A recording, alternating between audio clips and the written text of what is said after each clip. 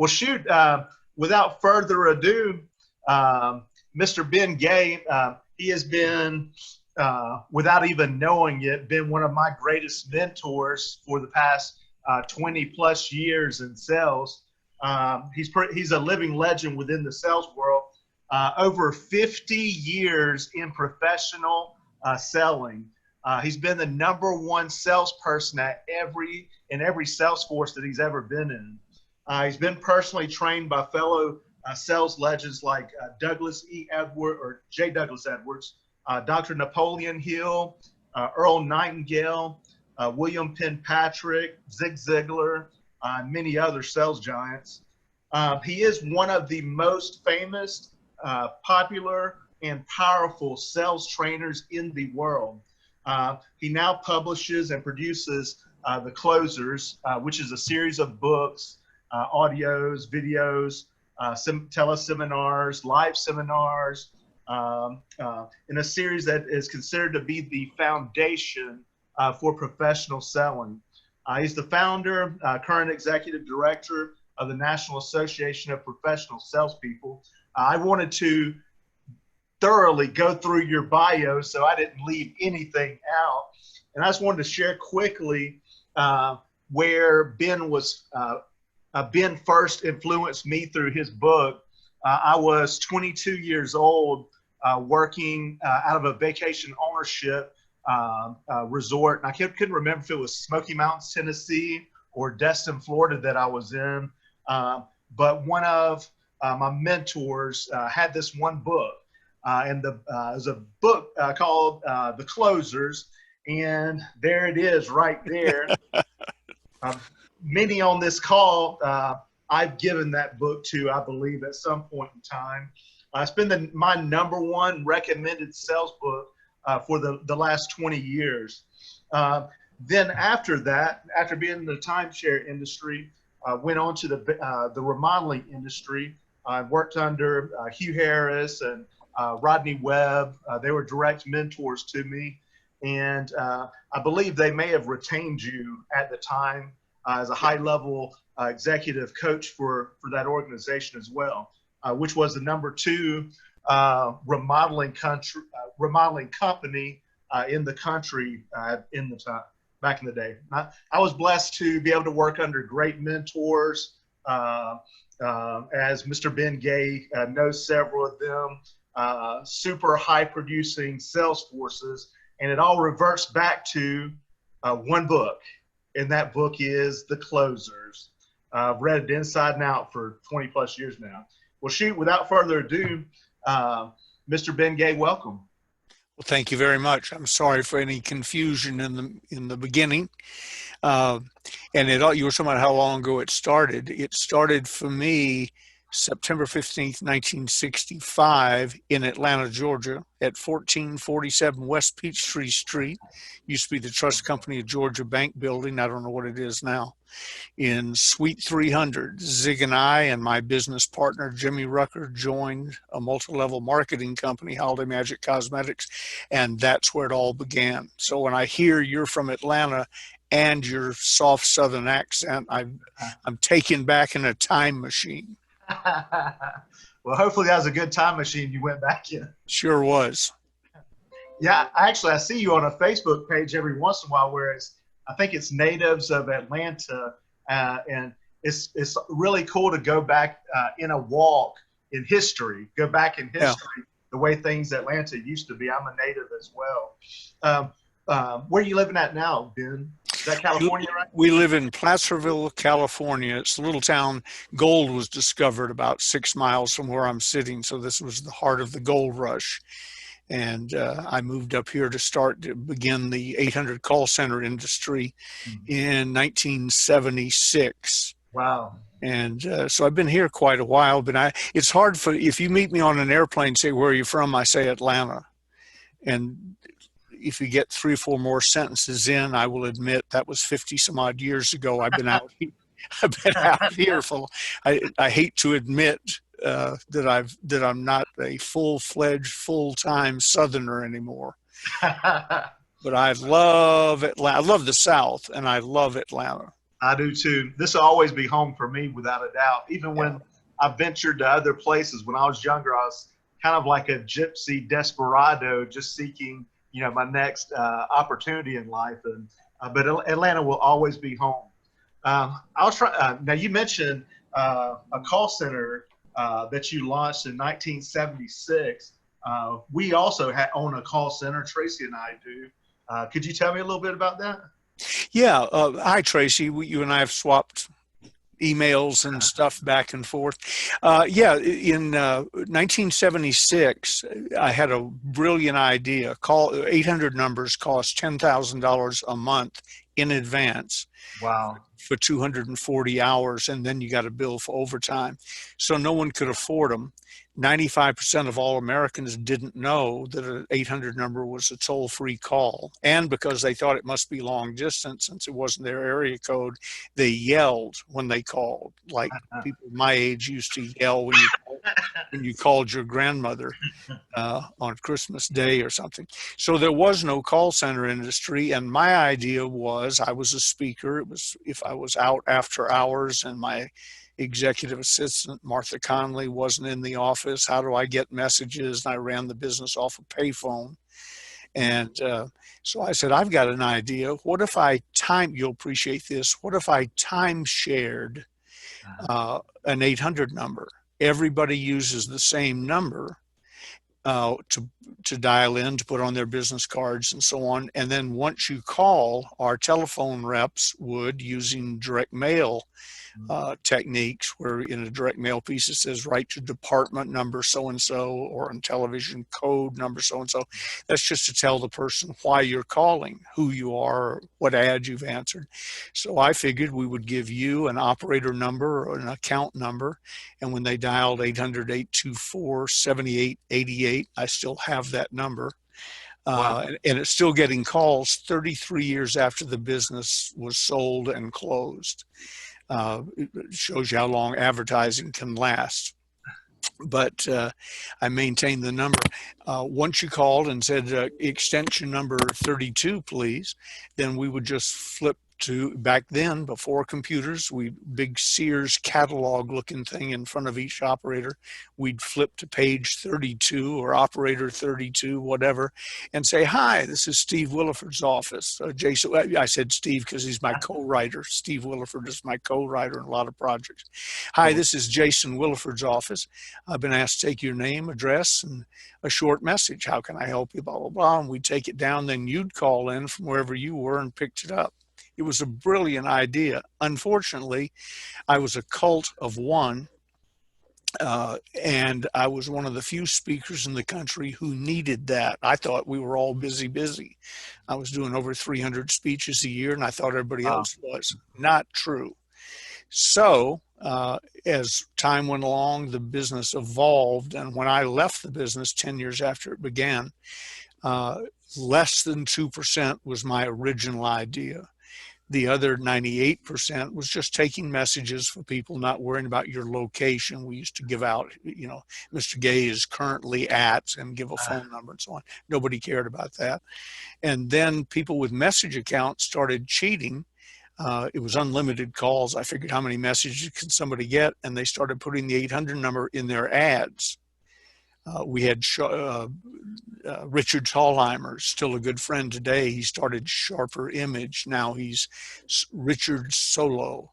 But he took his $50 a month message service and stuck it in all his ads. And I remember one month somebody came up to me early on and said, are you aware that Mr. Tallheimer's gotten over 1,000 messages this month? And so that began the ad response business. So 98% of our business was either we didn't care where you were, we'll just take a message for you, or so much a call for ad response. And we got up to 50, 60,000 calls a day. You know how adamant I am about scripting. So every single one of them taken by script, upselling and whatever we were supposed to do for that client, all by script. So people say to me, do you believe in scripting? One, I built a cosmetic company that took in $1 million a day in 1967 dollars. Jeez Louise. About $3.5 billion today. Wow. and the world's first, largest, only for a while, call center, taking 60,000 calls a day, all on Jeez script. Louise. So that was the secret of that. But really what it was, I didn't invent the phone. I didn't invent answering services. You I invented did, picking it up, though. yeah, I didn't. I didn't do anything but take several good ideas and put them together. And that Yes, was the sir. beginning of the 800 call center industry. June 15th, 1976, the National Communication Center. Not to date you, but I was born 2 months later. That's awesome. Well, we received notice of that. We had several calls about your birth. That's awesome. Doomsday. Beware of this one. Yeah, we've been we've been waiting for somebody to pick up the messages ever since. But Nobody's picked up the messages. Story of my life. we had a dog rescue thing called Pet Switchboard, where you bought a little kit and we sent you a tag and you hung it on. It had our 800 number and the message number and so on. And I said to Gigi, my lovely wife, not too long ago, she keeps saying, give up the number. I said, I can't. It doesn't cost anything to speak of now, and down from $10,000 a month. And I said, on top of that, and we had a thing called National Key Return, same thing, a medallion. I said, somebody could lose their keys, somebody's pet could get lost. And she said, Ben, all of the pets would have to be 45 years old now.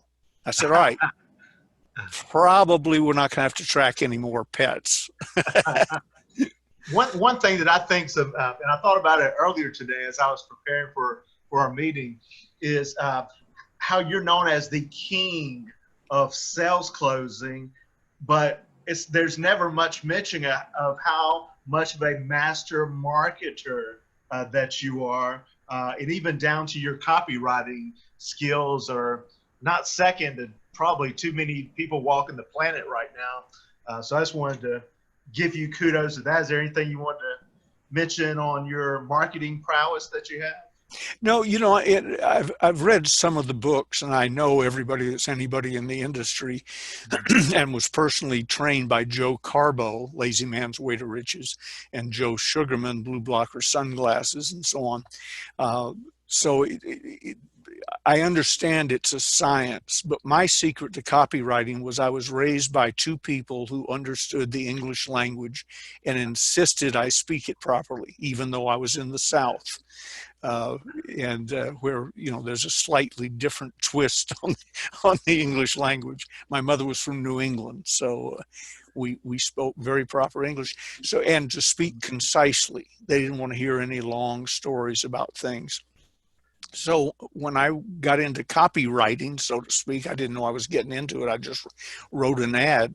The ad was for the closers, by the way. The very first blockbuster copy I wrote. The headline on the full page ad and in direct mail that went out was greed, GREED exclamation mark. And we then taught you how to get more than your fair share of whatever, describing the closers.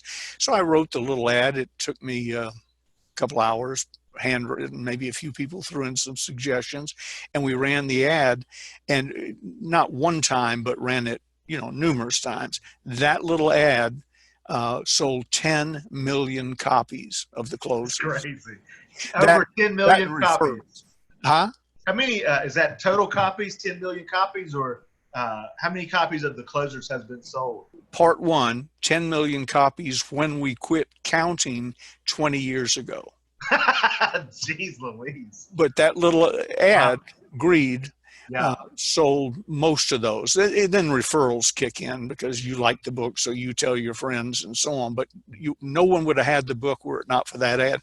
So I became a semi-famous copywriter, and I had to look up how you spelled copyright. Oh, I do too sometimes. Yeah, I didn't know what I am one, but I couldn't spell what I was. So I sort of drifted into it. I've always been able, when I'm concentrating, to speak reasonably clearly and to write clearly. And so it's not some, Dan Kennedy's a friend, some of the legends in the business, and to them it's a deep science. And I'm not smart enough to understand the deep science. If I have something I want to tell you, I figure out the most effective way to tell you, and I tell you. And if I'm going to write it, I figure out what I would have said to you and I put it on paper. Love it. Dan Kennedy even says that the best copywriters in the world are the ones that's been in face-to-face, belly-to-belly sales for years and years. And that's one thing that I really enjoy doing these days, is writing ad copy. How long have you been selling? Like since you're Well, I started selling Krispy Kreme donuts door to door because the first prize was a bicycle, and I won the bicycle. And then I had a lawn mowing service when I was 14. It's not just me and a lawnmower. I had 25 kids working for me in the East Lake section of Atlanta during the growing season.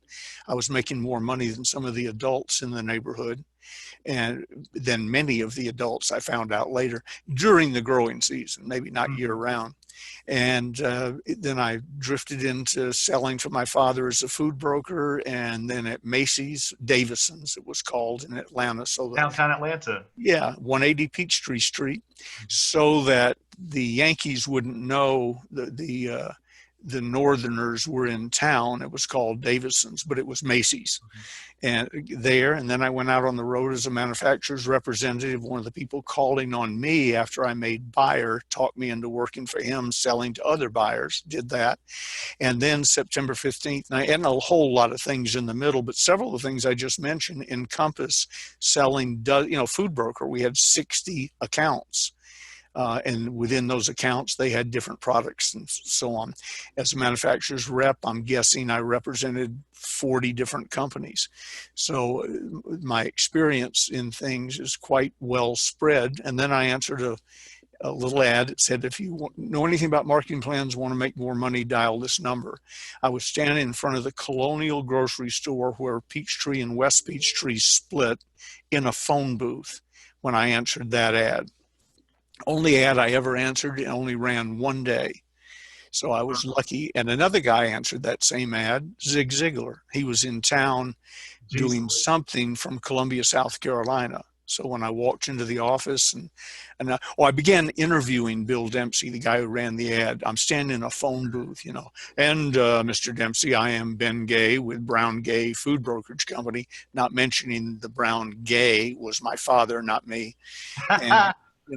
And about 5 minutes into me questioning him as to whether he was qualified to hire me, he said, Mr. Gay, I'm not the man standing in a phone booth answering want ads. Where are you? And I told him. He said, great. You're only a few blocks from my office. Be standing in front of my desk in 10 minutes or never dial this number again. And he hung up.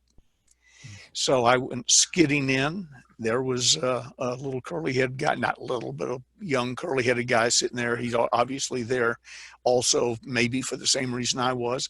I said to the receptionist, I'm Ben Gay, and behind me this voice starts laughing. I'm sort of used to that. Ben Gay's an interesting name. And I turned around and said, what's your name? And he said, Zig Ziglar. And I said, with a name like Zig Ziglar, you're laughing at Ben Gay? What's wrong with you? And so we became buddies, and he 2 years later I was president of the company. He was working for me, but initially we were just co-friendly competitors on the trail. So the long answer that I just gave to your short question is it depends on how you count. I'm 77. You can take away 14 from that, and that's one answer. Dead serious, making serious money, 52 years, I guess, would be about right. 65 to now, 55 years, something like that. Geez Louise. Were you an instant success when you started selling? And I know you've always been the number one salesperson on any sales force that you've ever been on. For one, how did you do that? And for two, were you an instant success when you started selling?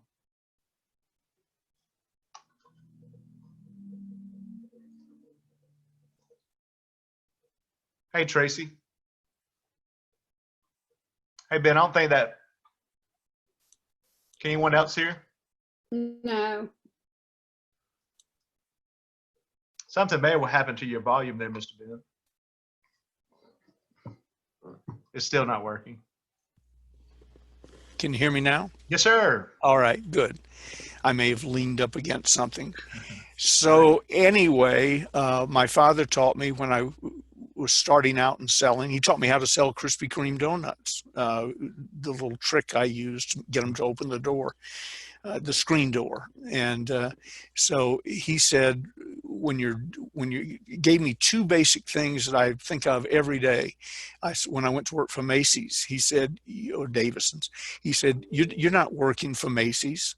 You're working for Ben Gay Incorporated. They've been nice enough to put up a 5-story building and fill it with millions and millions of dollars worth of products for you to sell on commission. And that's sweet of them. And they pay the lights and the water and so on. But you're running Ben Gay Incorporated. Never forget that. Wherever you work, you're working for yourself, perhaps in their facility. So that was one. And then the other one was come early, stay late, and work on weekends until you're up and running. So he didn't mention scripting because I don't even think he knew the word. He was just a natural salesman and everybody loved him. But I later added to that scripting. To answer your question about how quick did it happen, I wound up the #1 salesman at Holiday Magic. I wound up being president in a year-long contest because first prize was a mystery prize. At second was a Rolls Royce, then Lincoln, then a Thunderbird, and on down. And so I won and was flown to California, met William Penn, and he said, well, you won the mystery prize. I said, fantastic. What is it? And he said, you're the president of Holiday Magic, or you're going to be the president. I almost fainted. I was 25 years old. Wow. And had never run anything bigger than Ben Gay Incorporated. So that was a bit of a shock. But in the field, in the first 6 months that Jimmy Rucker, my partner, and I were in business, not a penny changed hands. We didn't even sell our parents or sisters a tube of lipstick, I guess. Literally not a penny changed hands. And then one day I walked into the Georgian Terrace Hotel on the corner of Peachtree and Ponce de Leon. Lived right across the street. Exactly where it says. Still there. Yeah, I live right across the street at the Ponce in a little 2-room hovel on the 11th floor. We weren't living at the Ponce. We were living in a broom closet. But nevertheless, it read good on business cards. And I walk into the Georgian Terrace Hotel, into the ballroom, and Bill Dempsey, who had recruited me, came over. He said, Mr. Gay, how are you today? And I said, I am fine. How are you, Bill? He said, I need to talk to you. And I said, okay, what are we going to talk about? He said, I don't want you coming to the meetings anymore. And I said, huh? Because we had $5,000, $50,000 in today's money in the pot, and we didn't have a pot to, you know, the rest of that phrase. I couldn't walk away from $5,000. I said, why not? He said, well, you won't learn the scripts I gave you on the first day. So you can't bring it, you don't bring anybody to the meetings. I don't know what you're saying to them, but coming to the meetings isn't the result.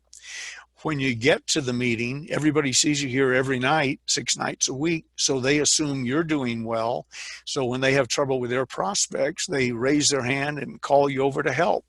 But you can't help because you haven't learned that script and the closing scripts. And you can't help from the front of the room for 47-minute sales presentation. They want you to learn word for word because you haven't learned that script. So you don't bring anybody, you can't help the entire meeting, and you run off other people's prospects. Frankly, you're beginning to depress people. I'd never heard Ben Gay and depress in the same sentence ever in my life. So I said, all right, since not coming to the meetings is not one of my options, I'm coming to the meetings. I have to bring a gun.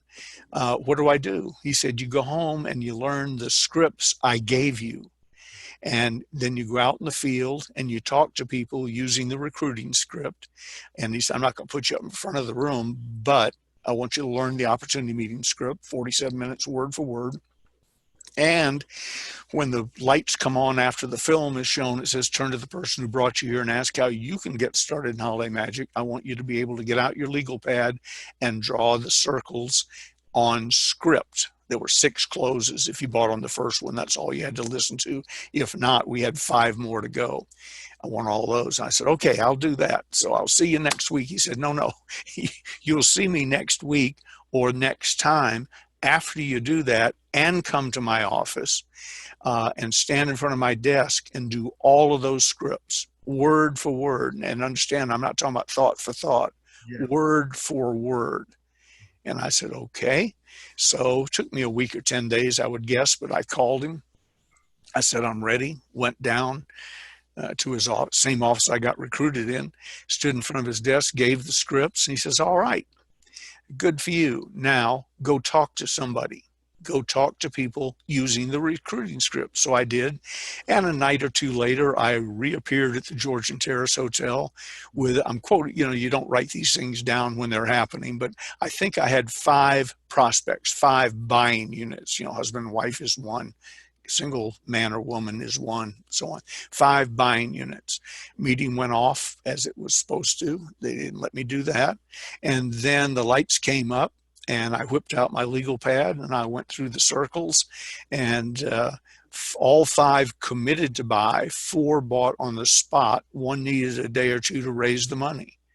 I made, assuming I didn't have to put on the meeting, in that 30 minutes roughly, I made more money in commissions than I would make all year in my other real job. Wow. And the only difference was I'd learned the script. Bill Dempsey had forced me to learn the script. Why do you think salespeople are so resistant to being on a script?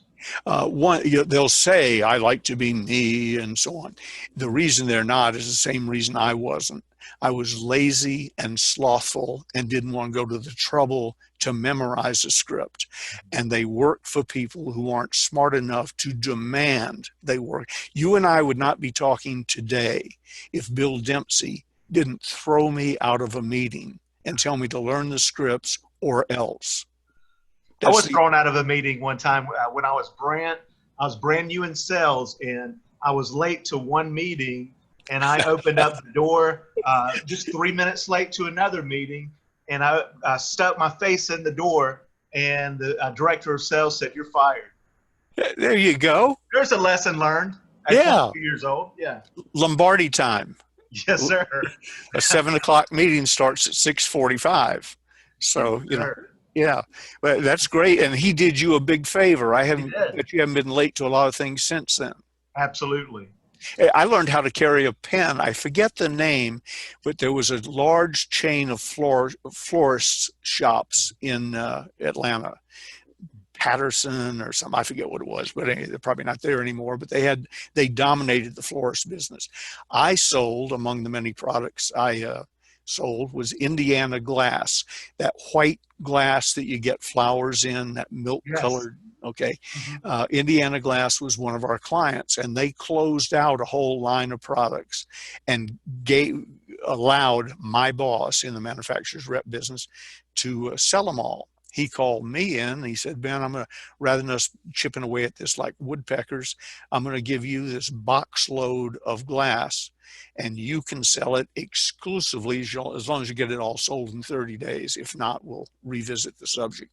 So I went out, called on a few places. I didn't know what milk glass was, and I hadn't sold any, oddly enough, for that company, and found that florists really did like it and they all used it. So I figured, who's the biggest one, whatever it was, I called on them.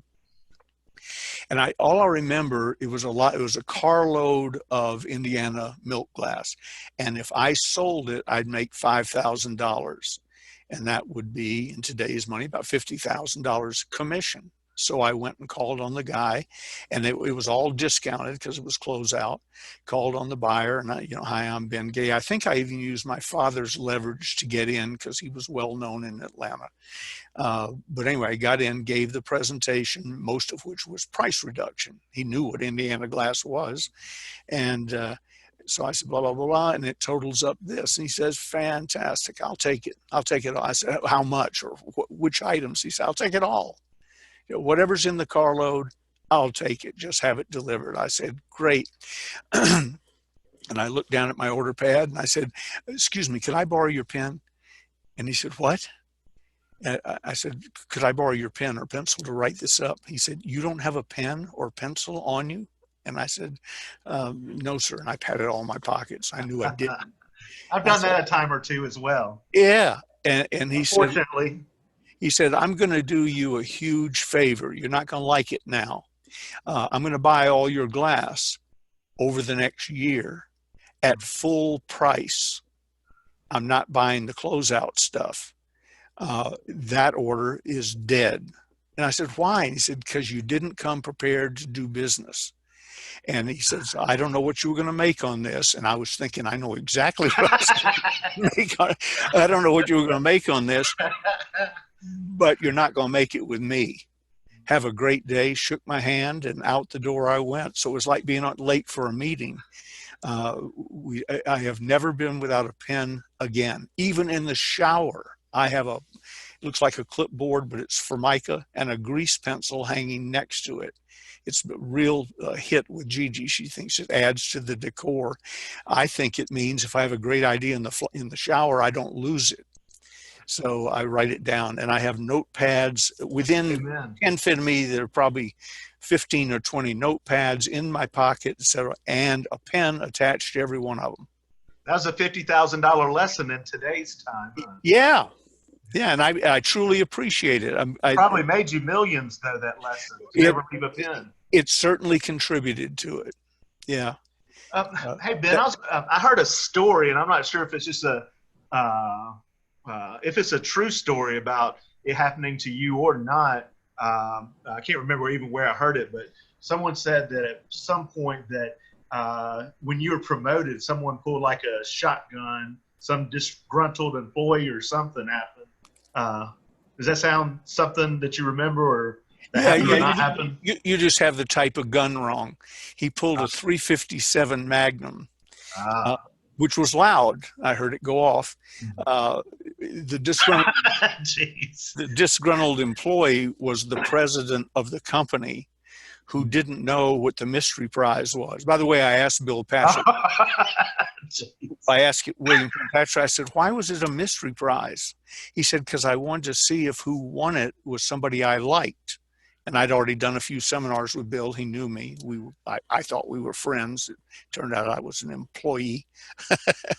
But I might have overstepped my bounds there a little bit. But he said, if somebody won it that I didn't like, I would have changed the prize, added another Rolls Royce or something. So that's the reason. Meanwhile, the existing president of the company, Fred Pape, who he and Bill were coming apart, got wind of the fact that I was not friendly old Ben from Atlanta. I was there to take his job. And one night after I went home, he came back to work, went through my desk or something, and found some notes that indicated that I was, was I going to keep the office I had or move into his, things like that.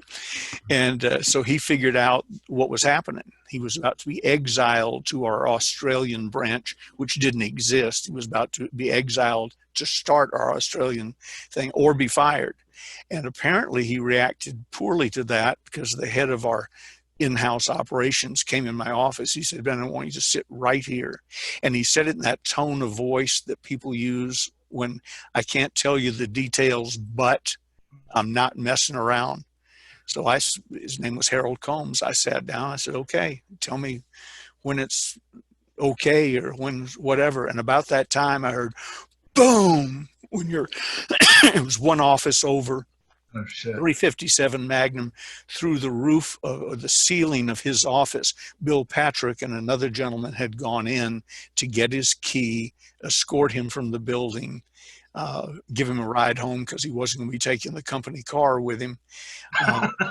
And he reacted poorly to that, and apparently was going to react poorly anyway. He'd already brought the gun with him.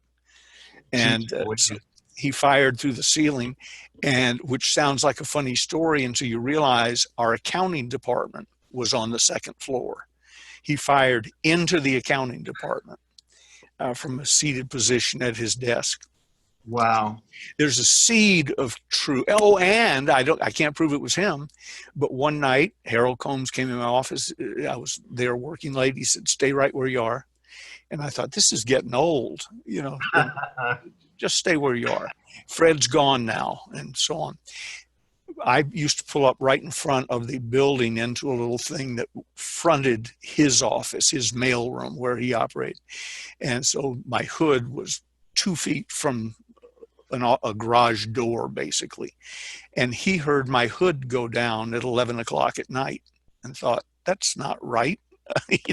Surely we're not changing oil. And so on a hunch, he went out and raised the hood, and there strapped to the top of the engine block were, I think it was 4 sticks of, I assume they were dynamite. I would have thought they were railroad flares or something, had been strapped to the ignition system. So when he came in later and said, "Okay, you can go now," I went out through the mailroom, and on his desk, I looked down, and there were the 4 sticks of whatever it was with wires coming off of them. Wow. And so it was the wild west of selling, especially direct selling, especially multi-level. And the reason was, my parents didn't give me any money. They gave me the opportunity to get a decent education and hang out with the right people. But when I left home with, $4 or $5 in my pocket, if that. I didn't get anything from them, but I was raised around money. I wasn't shocked. If I played golf with my dad on Saturday, the chairman of the board at Coca-Cola might have been in our foursome, or the head of Home Depot. Or at Eastlake. At Eastlake, yeah.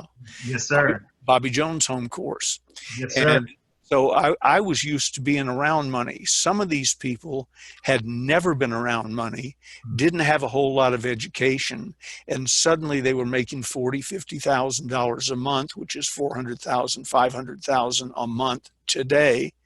And it's like when somebody wins the lottery. In my opinion, they should be forced, not suggested, forced to go to a class about how you handle money. How to keep it. What you do, what you don't do, and so on. They'll thank you later, since many of them go bankrupt without that guidance. Yes. So that's what happened. Too much money started flowing, and then when somebody said to somebody, "You're not going to make that kind of money anymore," they didn't react well. In Fred's case, dynamite, gunshots, and there were other things that went on. It was an interesting time. That's an understatement. Yeah.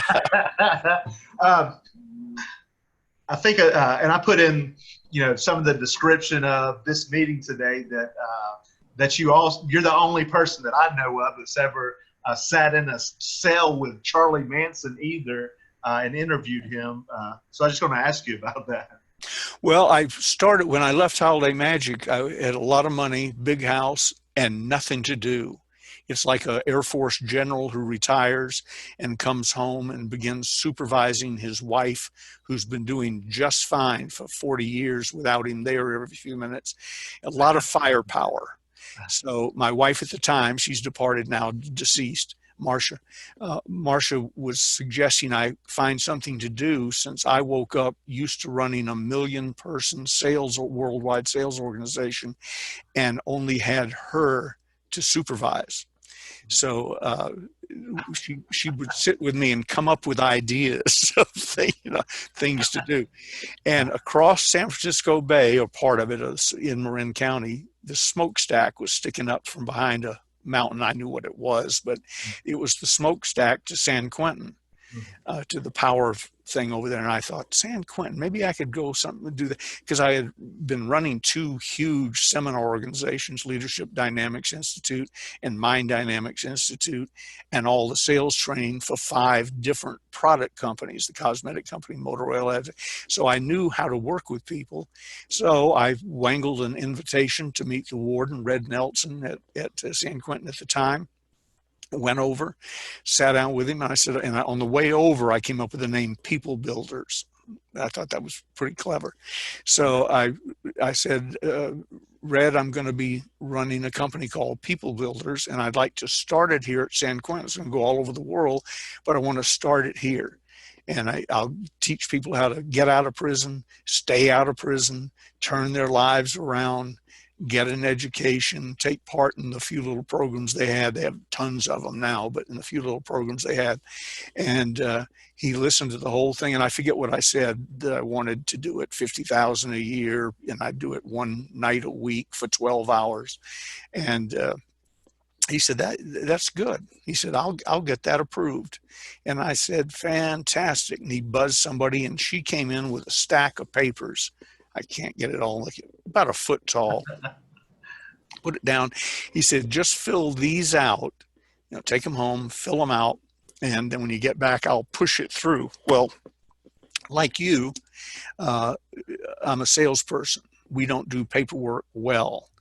And so I looked at it like he'd put a live snake on the desk. And I said, well, okay, let's assume I get this filled out. I figured Marty Conley could do it for me.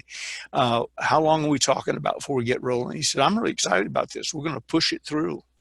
He said, a couple of years. And I said, a couple of years from now, we're going to start teaching class. He said, yeah. I said, what if I did it for free? He said, we could start this afternoon. So I said, all right, I'll do it for free. He picked up the microphone, made an announcement. If you have movability, or, if you have a pass where you can get around the prison and you can get to the Jewish chapel, that's where we started, and you'd like to better your life, be there at such and such a time. And I walked in 45 minutes later or so, and there were 200 or 300 hardened San Quentin. You didn't get to San Quentin because you made a little minor mistake. You got to San Quentin because everything else had gone wrong. And there's that 200 or 300 folks who were, many of them of color, who were just thrilled to hear from a young white millionaire.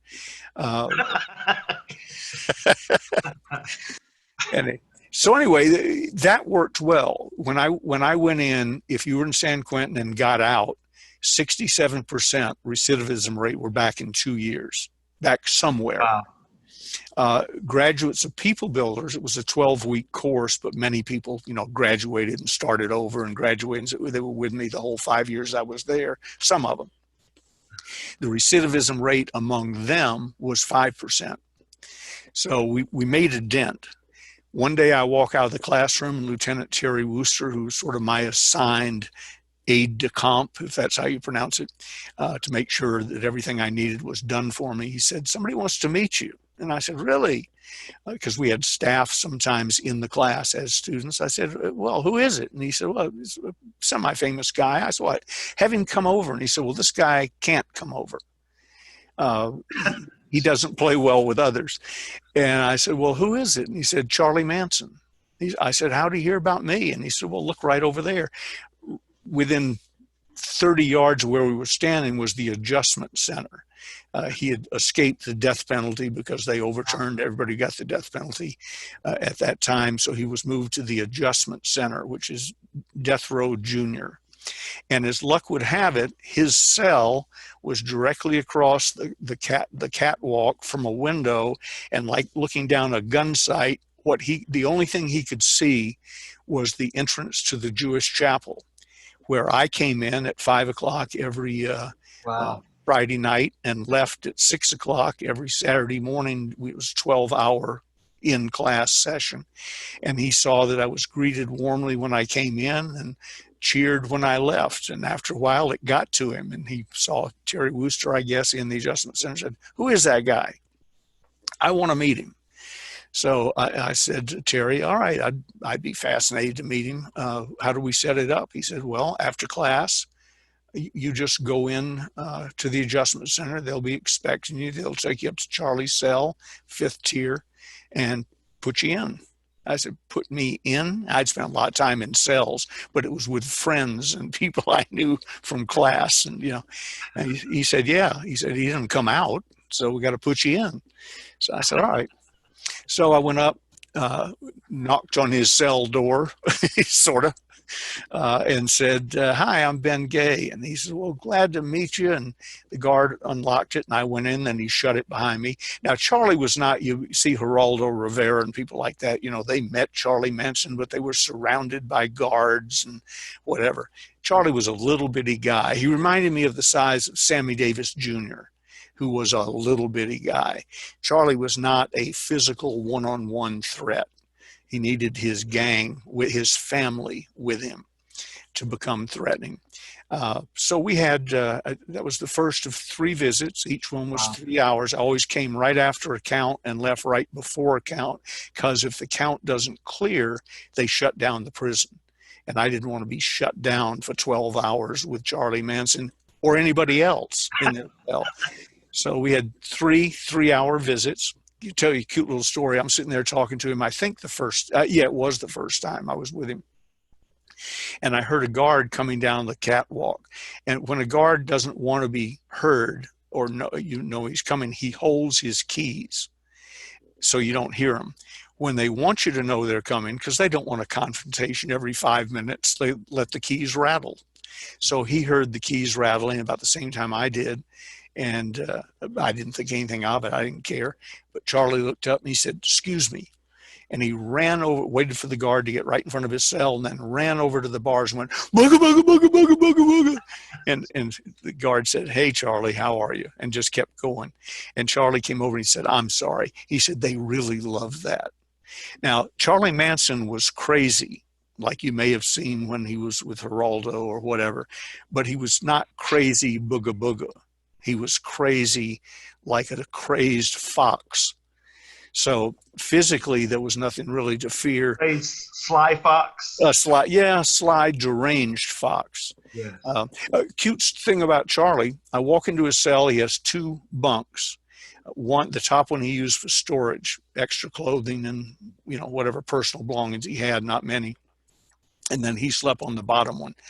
That in the adjustment center, that's not unusual. It was 2-man cells, but usually if you're in the adjustment center, nobody wants to bunk with you.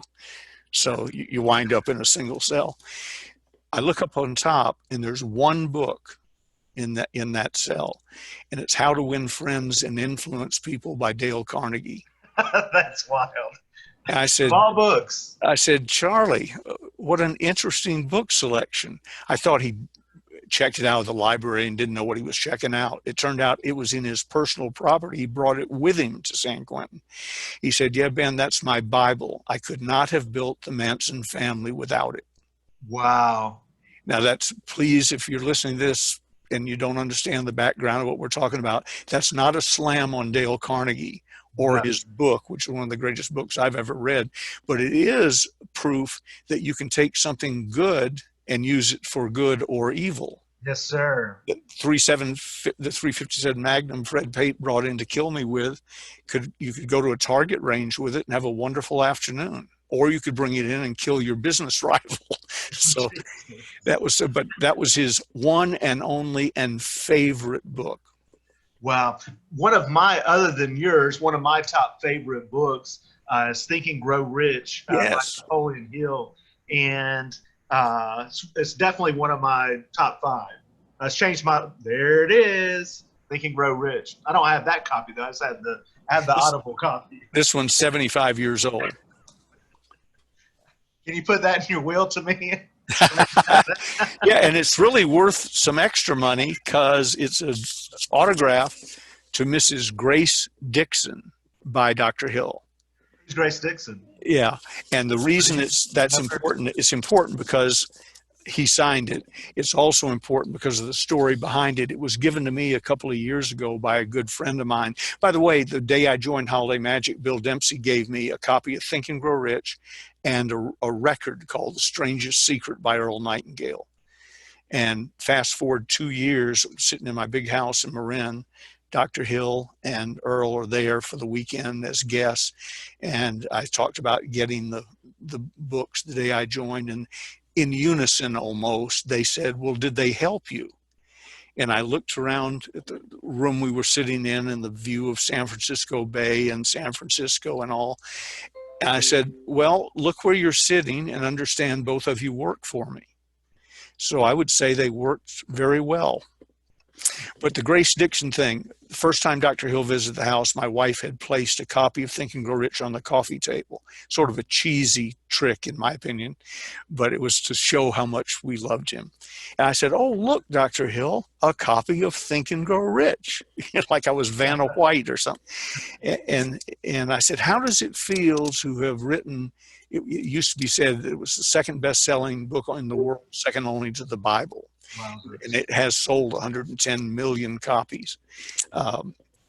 So I said, "How's it feel?" And he said, "Well, it's fun," something to the effect of, "It's nice to have written a best-selling book, but it's also the least read book." When this book, addressed to Grace Dixon, was given to me by an old friend and former employee of mine a couple of years ago at a picnic, she said, "I saw this, got it at a garage sale for 50 cents, knew you'd want to have it." So I opened it up. I went to open it up, and I still won't do it here. The pages have never been opened. The spine's never been cracked. The only opening is when Dr. Hill flipped it open to sign it. So he signed it. And then, look at this. That's the front, 75-year-old book, bright red, but look at the spine. So here's what I know happened. Grace Dixon went to an event that Dr. Hill was either speaking at or signing books or whatever, stood in line to buy the book, stood in line to have Dr. Hill sign it, took it home, stuck it in her bookcase. Never read the damn thing. And never read it, never opened it. There, Grace Dixon's copy of Think and Grow Rich sat for 75 years. Wow. So, typical. Well, and I've heard you dubbed as the last protege of Napoleon Hill. Could you tell us a little bit more about that? Yeah, Dr. Hill was out in the office. I'd never met him. I'd read his stuff and endorsed it and told other people to read it. But he was out in the office, unbeknownst to me, giving William Penn Patrick an award and a copy of a book in which he said that William Penn Patrick was one of the, I forget what it was, 5 or 6 greatest living Americans. And so they were back there posing for pictures. I didn't know that. I have a copy of the picture with Dr. Hill and William Penn Patrick and so on. And now look at it and go, that's 10 minutes before I met Dr. Hill. On the way out of the building, Dr. Hill, Bill's office was way in the back, mine was way in the front. On the way out, somewhere between his office and my office, he talked Dr. Hill into being my mentor and paid him $50,000 for the first year. That's about $500,000, and that was in '67. So by the time I got to my office and knocked on the door, I stood up and I thought, oh, here's another old friend of Bill Patrick's. I'll probably have to build a company around him or something. We were always taking some friend and his product and applying our marketing plan to it and starting a new company. As I went around the desk, he was 84 at the time. I literally thought we're going to be selling multi-level marketing wheelchairs, and I'm going to have to put this together. So I said, "Hi, I'm Ben Gay," and put out my hand. And before Dr. Hill could answer, I still didn't know who he was, Bill Patrick said, "Ben, this is Dr. Napoleon Hill." I said, "Oh my God, Dr. Hill, it's such an honor to meet you." He said, "Call me Nappy. I'm from the South. You would not call Dr. Hill Nappy." He's like teachers. I didn't know they had a first name until they appeared in the obituary. My English teacher was Mrs. Griffin. When she died, I found out she had a first name, Edith. So I said, I can't do that. And that was our first friendly argument over the 2.5 years he worked for me, or with me might be a better term, as my personal one-on-one mentor. And Bill Patrick said, you can tell him anything. He said, I'm confident there are times when you're in over your head a little bit. Yeah, that was true. It was from the time I got to the office to the time I went home at night, or from the time I got on the Learjet and went to give a speech. I was always in over my head. I have a high school education. I was 25. So he said, but you don't want to go down to my office and ask me some question that reveals I never should have hired you. So Dr. Hill is now your backstop. You can ask him anything, tell him anything. It will never get to me, and you'll have the benefit of his wisdom. I didn't believe that, so I even tested it. I won't take up time to tell you what I tested it with, but I tested the theory, and it was true, because I told him something. If he was ever going to rat me out, that would have been it. He would have run down the hall to Bill's office, but he didn't. And so after that, I was able to lighten up. And he stayed at my home when he was out. Did your movie launch with him? Did I do what? I know that you had a movie that was coming out, a documentary based on The Last Protege. No, that wasn't me. We have a whole program called thelastprotege.com, but it's mentoring that we're setting up, like what Dr. Hill and I were going to set up, and then he died on me. And it required, what I wanted to set up required his presence and his endorsement, because I was going to fly my trainers in from all over the English-speaking world and have them spend 2 weeks with Dr. Hill, and then they would go forth and they would teach mentoring. He died, and we never did it. Now I'm doing it. And it's called, if any of your viewers or listeners want to check it out, check out The Last Protege. And if you're a Southerner like I am, Protege is spelled Protege. When I became The Last Protege, I wrote it down. It's stuck here on a sticky note on the front of my computer, in case I'm asked without warning to spell it. So it's a mentoring program that we have based on the teachings of Dr. Hill. My partner there, Mark Harris, is the greatest living expert on the writings of Dr. Hill. The Law of Success, 1,200 pages, 10 pounds. He's actually read it. I doubt Dr. Hill read it.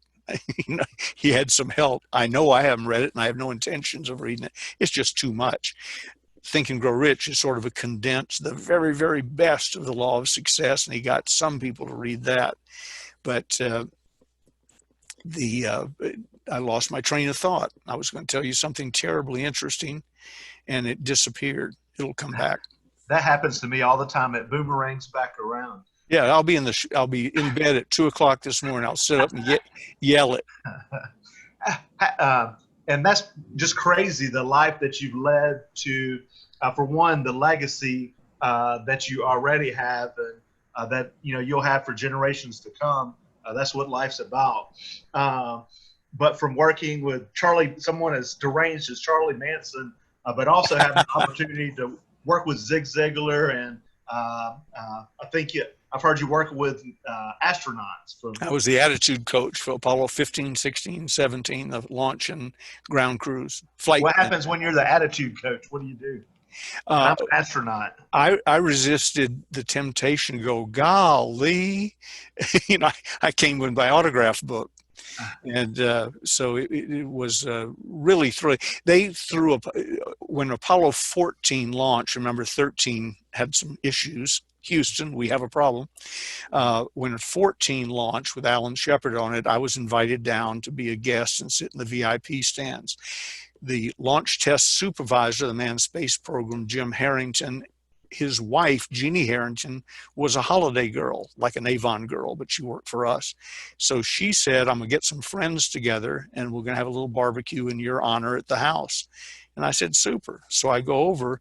The friends she gathered were the 9 astronauts of Apollo 15, 16, and 17, Jim Irwin being most prominent among them, and much of the launch crew. Everybody wasn't tied up getting ready to shoot 14 off in the morning. And I literally mentally came with my autograph book. I was just so thrilled to be meeting these people. Well, it turns out they were bright people. They knew their career had an expiration date on it. You can only be a fighter jockey, test pilot, astronaut so long, and then you got to go do something else.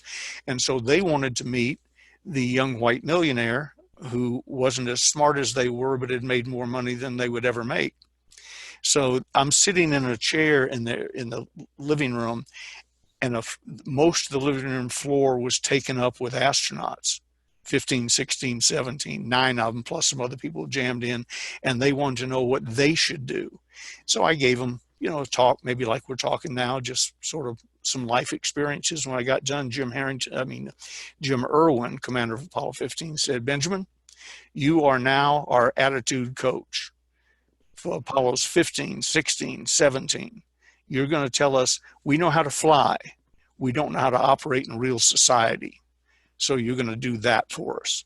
And we'll give you some thrills. You know, you get to do some things. I flew the lunar lander simulator and landed on the moon. You'd think you were, you know, inside the simulator. You look out, it's exactly like you're on the moon. And you hear my voice. I was assigned calling out altitudes, 10,000 feet, 9,000 feet, 500 feet. I started sounding like Minnie Mouse as I'm looking up thinking, we're going to crash this sucker in the moon. Your brain forgets where you are. Wow. And drove around in the moon buggy on Jackass Flats in Arizona. I think it was somewhere god awful. And they gave me the additional thrill of flying. They said, we have a special plane you're going to get to fly in. So be sure and have a big breakfast in the morning because we're going to be busy all day, and then we'll put you on it. Well, they all left. And that morning I get up to have my big breakfast, and Jeannie Harrington said, Ben, you're going to eat nothing. And I said, why? And they said, they're taking you on the Vomit Comet. That's a plane that flies up sharply, goes into an arc, and before you hit the bottom of the arc, you're weightless. You're floating. You're not weightless. You're dropping like a stone, but you're dropping in relation to the plane. So within the plane, you can float around. It's just as if you're weightless. We had 26 weightless flights from Pensacola, Florida to Miami, I think. And had I eaten breakfast, I can assure you it would have been all over the inside of the Vomit Comet. Oh, geez, Louise. Well, it is quite obvious that you are a masterful storyteller. How and why did you acquire that skill? Raised in the South, going to Southern churches. All of my dad's side of the family were from Alabama, storytellers. You know, I see people interviewed on television after a disaster or something, if it's in the South, and the interviewer goes up to some lady standing there in her house coat because her house just blew away, you know, and tell us how you feel. An open-ended question. I'm going, oh, no, not an open-ended question to a Southerner, you know, because she says, well, I got up this morning. I put on my purple slippers. They're my favorite. Put those on. And I put on my house coat. I couldn't find my pajamas. They'd been blown out the window, but that's not important. And my aunt was coming over, you know, and they go in, and I'm saying, cut her off. So I just grew up around storytellers in the South. That's, you know, that's what you do. And if there's a long way to explain something, you find the long way. How did you leverage that during your sales and marketing career? People love to hear stories. I have an idol that was a great storyteller, built the largest organization probably on the planet. His name was Jesus, and Jesus told stories. Yes. That's what he did. He spoke in analogies and metaphors and so on. So it comes natural to me. There are some, Gigi among them, who think I could cut down some of the stories, make them a little shorter, but it just is natural to me. But in selling and public speaking, which is where I've spent my adult life in those two arenas, it is magic. Absolutely. When I look out over an audience and I'm telling some story that's pertinent to them and has some, it's like a rock and roll guy must look out at the young girls, you know, just in awe of him. I know when I got them, and I get them with stories. How do you know you got them? Do you watch the audience's body language? Absolutely. When I walk on set, I listen to how they're reacting. It was said of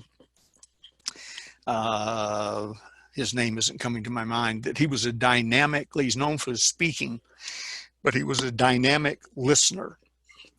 So my secret is I've learned how to communicate, but I listen.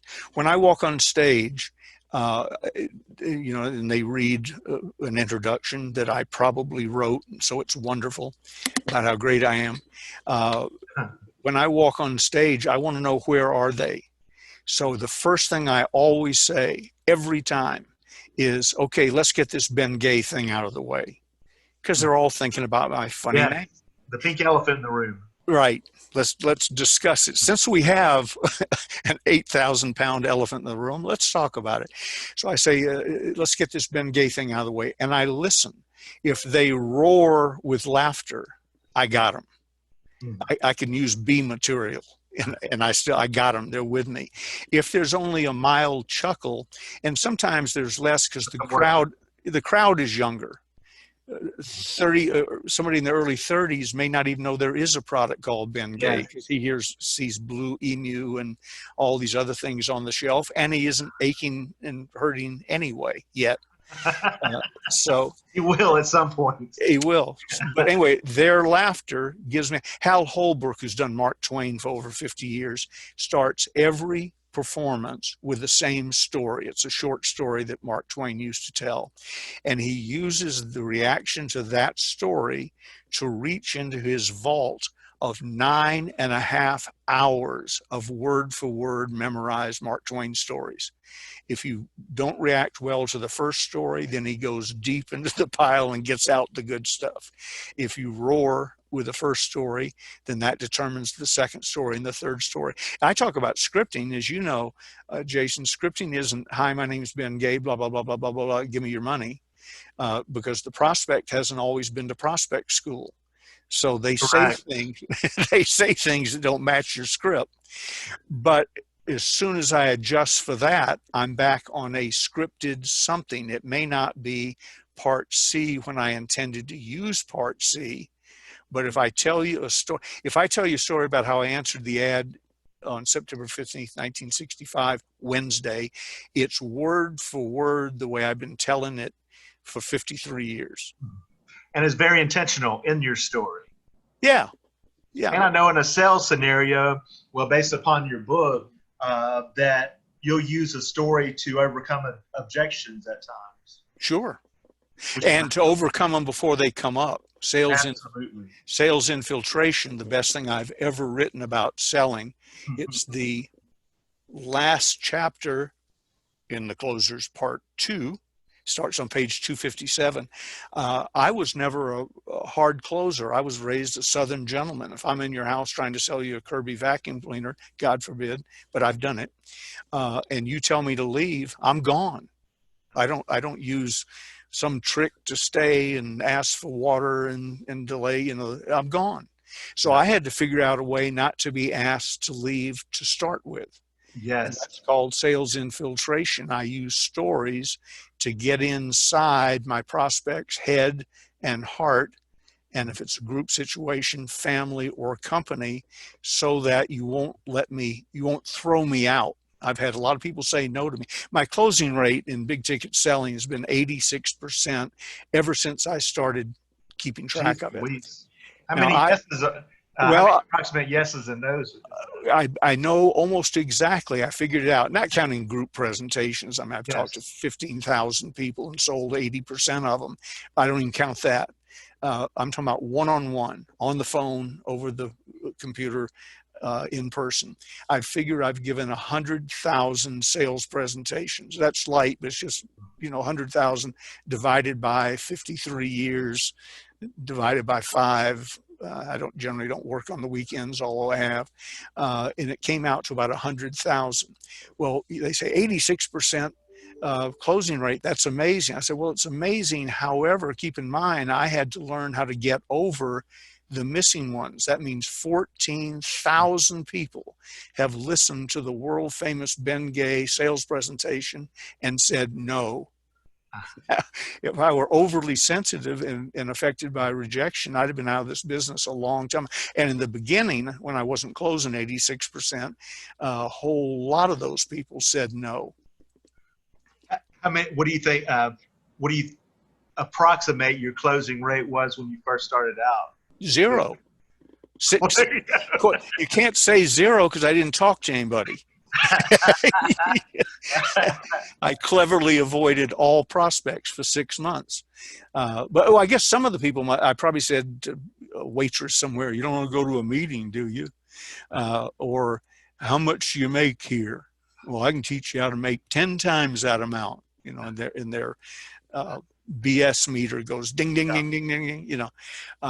But except for being turned down for coming to meetings, I wasn't turned down because I never talked to anybody. Well, there you go. When you were speaking earlier about public speaking, what size events have you spoken at? Probably the largest group where they were live in the room, not counting it being broadcast somewhere, was about 15,000. And I've done that numerous times. 10,000 up, about 10,000 starts getting your attention. And when I say I've given 5,000 paid appearances over the years. Wow. And I figure that I've talked to 2.5 million people, and if they wanted to, shook the hands of 2.5 million. Of course, I'd be dead today shaking hands with 2.5 million people. We'd all have the virus. But back when shaking hands was fashionable, about 2.5 million people up close. Personal. But the 100,000 is face-to-face, word. You want to hear a great closing story? I know we're running long, but you want to hear a great one? Yes, sir. I'd love to hear a great one. Okay. I go to New York. It's obvious I'm moving up in the company. They've asked me to come up and speak at a big rally. And so I fly up to New York, Park Sheraton Hotel. There's 5,000 people they're going to be, and there were 5,000 people in the grand ballroom. And I'm from Atlanta, where the biggest crowd I'd ever talked to was probably 200 or 300. So 5,000 was an attention getter. Lunch before that meal, I got word that Ern Westmore, none of you are old enough to know who that is, but Ern Westmore was the dean of Hollywood makeup artists. His father did makeup for Lon Chaney and all the great stars. The 5 brothers followed, and at one time there was a Westmore at the head of every major studio in Hollywood. Ern was one of those. And your mothers, ladies and gentlemen, would have watched Ern Westmore on the old Art Linkletter show, where he would come in, pick out some lady, do a makeover, and so on. My mother, when I told her I was working with Ern Westmore, said, "No, you're not." You know, she believed I was selling cosmetics. She got over that. And she knew I was starting to make some money. She'd seen the Cadillac. But she said, "You're not working. You don't even know Ern Westmore." I said, "I don't yet, but I'm going to New York to do a seminar with." So anyway, Ern takes me to lunch at the Carnegie Deli, which is a whole separate story. Because being a polite guy, you didn't go into the Carnegie Deli and go, "Hi, how are you?" They start yelling at you immediately. So we got through that, and Ern and I started talking, and he's popping, it looked like little candies, like they were candy. It turned out they were heart pills, Nutriglycerin, I think, or whatever, Nutri something. And I said, "What's wrong?" He said, "Well, I've got a heart thing." But he said, "I've got it under control." So we go to the Park Sheraton Hotel. He's going to go on first, and he'd asked me, "Do you mind if I introduce you tonight instead of whoever the MC is?" And I said, "I would be honored." So I'm standing on the side of the stage with my foot up on the first step, trying to figure out how cowardly it would be to just turn, go through the exit door and go back up to my room so I wouldn't have to talk to 5,000 people. I mean, I couldn't believe it. There was a live band in the room and everything. And but by then, Ern had started introducing me, so I hesitated a bit.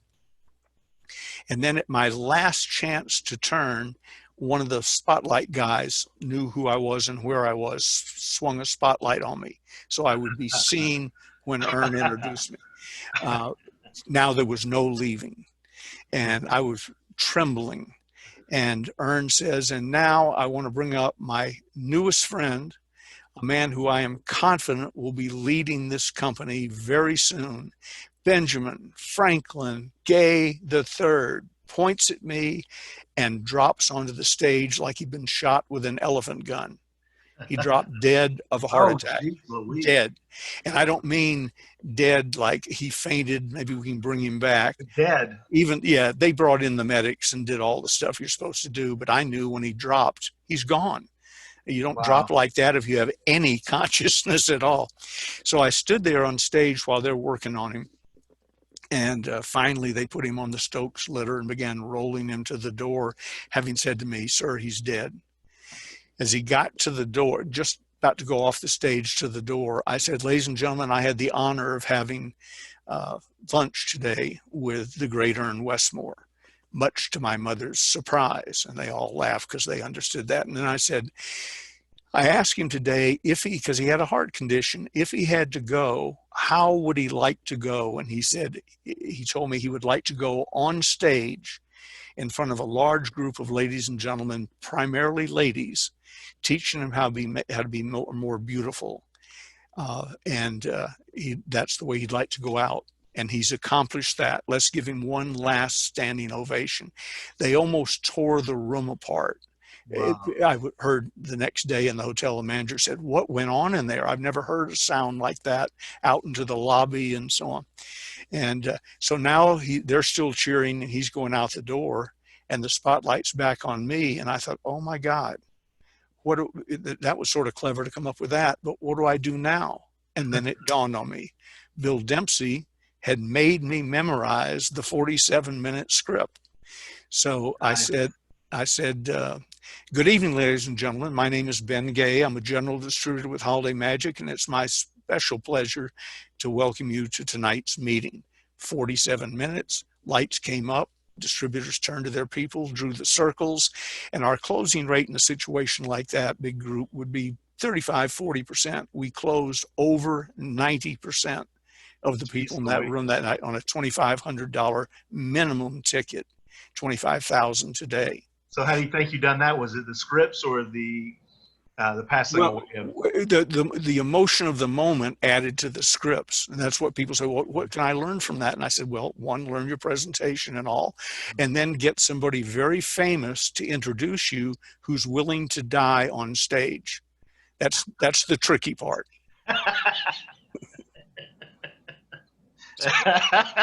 That is a tricky part. But scripts save me that evening. Facts tell and stories sell, as one of my mentors told me years ago. Yep. Well, shoot, and I appreciate all of your time. I did want to, before we end up for the day, wanted to get into the closer series and just get into the series that you have because we would like to give back to you as well. I was even looking for copies of the closers books in my office today. I was like, shoot, I think I gave all of them away. So I need to order them. But can you tell a little bit about the current products and services that you offer that folks can take advantage of these days? Sure, and I'll send you to a place where they'll sell them to you for less than my website does too. The closers, what's now called Part 1, it was just called The Closers years ago, is the best-selling, most popular, most powerful book on selling and closing ever written, Yes. Much to my surprise. And then I added to the series with The Closers Part 2, The Closers Part 3. For the timeshare industry, I wrote a book called The Closers, Art and Science of Resort Sales. Yes. And then doubling back to my first sales trainer, J. Douglas Edwards, who wound up working for me, and by the way, was a jackass. But on stage, he was the best sales trainer that ever lived. He was just so good until he stepped off stage. So I learned to stay away from him when he wasn't working for me on stage. But I took all of my notes from working with him and his actual recordings, and I wrote a book for him after he died called Sales Closing Power by J. Douglas Edwards. We consider that part of the Closers series. So there's 5 books. I'm not saying get them all. I didn't know about that one. Yeah, it's the green book. It's sort of like the ugly stepchild at a party. It's the green book where all the rest of them are blue, but that's by Doug Edwards. They're all available with special pricing and free shipping, neither of which I offer at my website. So here's how you get them. You go to stores, STORES, ebay.com / and this is all one word, of course, Ronzoni Books, RONZONE Books, BOOKS. And everything I just told you about will pop up. Lower pricing than I offer and free shipping. How is that possible? Well, the person who has that site sneaks into our warehouse and steals books, has no product cost at all, and then puts them up and offers free shipping, which she can afford to do because she has no product cost. Gigi's maiden name was Ronzoni. Ronzoni Books is my evil wife who steals out of the warehouse. And I've told the warehouse people lovingly, stop her. And they said, stop her? We're going to say to Mrs. Gay, you can't walk in the warehouse? Not a chance. So that's how she does it. And because her operation is close to my operation physically, they bring them to me every day and I still sign and date them. So that's what I would do. If I had to get one book, I would get The Closers Part 2, because in the back of it is sales infiltration, best thing I've ever written about selling. Love that. If I was going to get them all, I would, or get a bigger portion, I get Closers 1, 2, 3, and Sales Closing Power. And then if you are in timeshare or ever plan to be, I would get the art and science of resort sales. Awesome. Well, hey, that's a killer special offer to give us that deal there on the books. Tracy, is there anything that you wanted to add? No, I love your stories. Well, thank you. You're polite enough. One of the things about working on the internet is you don't get audience reaction. I like, to see the audience react and know if they like that one or didn't like that one or so on. That's the only thing I don't like about virtual training. So I've used you today, all of you to a certain degree, but I've used you because if you looked up and smiled, I thought, okay, that worked. You know what? We just had the same conversation in our office meeting this morning. That's exactly like, I just think that it's better to have that face-to-face report, just like we would face-to-face and having dinner or coffee or in a meeting that we would normally have. So I'm all for, if you're going to be on a Zoom call, then you should have that face interaction still there. Absolutely. Absolutely. And as much as I dislike traveling, having spent much of my life on the road, I still prefer a live event to anything. Because every time I walk into a room, I say to myself, somewhere buried in this room is two or three friends I'm going to have for the rest of my life. It never fails that somewhere in there they pop up. Jason's one from Dixie Home Crafters. It never fails. So I prefer that. But on the other hand, I don't have to go to the airport, screw up a whole day, go to a seminar, do a whole day, mess up the next day coming back. And I can just sit here and talk to you guys for an hour and 27 minutes. Mm-hmm. That's not technically true since we didn't hook up at the right time, but close. No, that was my bad. And not true. Yeah, I just wanted to end with just thanking you for your book changed my life. I have a high school education, and your book was the first one. 100% commission sales changed and probably saved my life. Me too. So there's no telling where I would be today if 100% commission sales never entered my life. So in your book, fulfilled its promise, its headline on the cover that you can double or even triple your income. I remember, and I'll just want to tell this quick story. When I was working for that previous said company, I was an assistant general manager out of a Birmingham location, and somehow you viewed that meeting through video, and my paycheck for that week was $9,900, and that's one thing that you critiqued that general manager of that, because that's the way it was in that type of sales, that you would call up all the paychecks, $8,000 or $4,000 or $150. You go check. That's hated those $150 check. But that's one thing that you told the GM at the time that hey, you really got to make light of those big checks. And I can't remember exactly what was said. It was 15 years ago, but anyway, I really appreciate you and what you've done for my career and my life. Well, thank you, Jason. That's very, very nice of you. That's sort of, I've gotten to the point earlier, I'd prefer the money, instead of thanking me, send me a check. Yes, sir.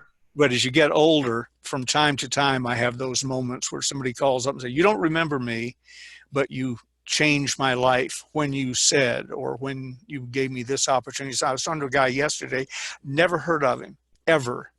And he said, but he bought some time. I didn't charge him, as it turned out, because I felt ashamed in this case.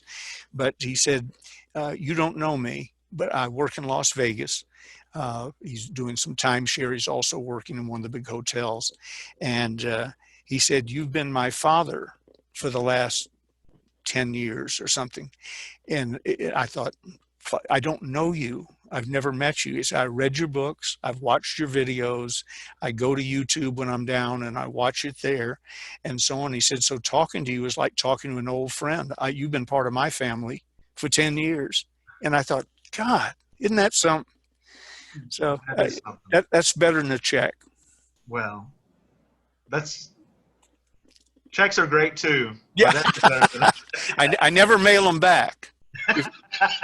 We have a rule in accounting. If you get a check, endorse it, cash it. We'll figure out why we got it later. Wow. And as Jim Rohn says, you don't get paid you don't get paid by the hour, you get paid for the value that you bring to the hour. And geez Louise, you bring the value without a doubt.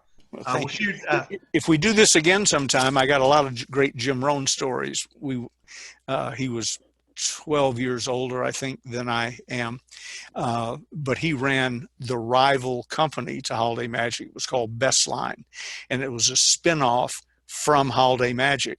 Bill Bailey, his mentor, spun off in defiance of my boss, but they wound up being good friends, had matching ranches up in Clear Lake, 3,500 acres apiece. Bill bought, and we refurbished a 110-foot yacht, the Principia. It was tied up in Sausalito, and one day we're sitting on the back the fantail sipping wine, and I look up, I said, I feel like I'm about to faint. And Bill said, why? I said, well, I'm sitting on the Principia looking at the Principia. Here came a boat, the twin to the Principia.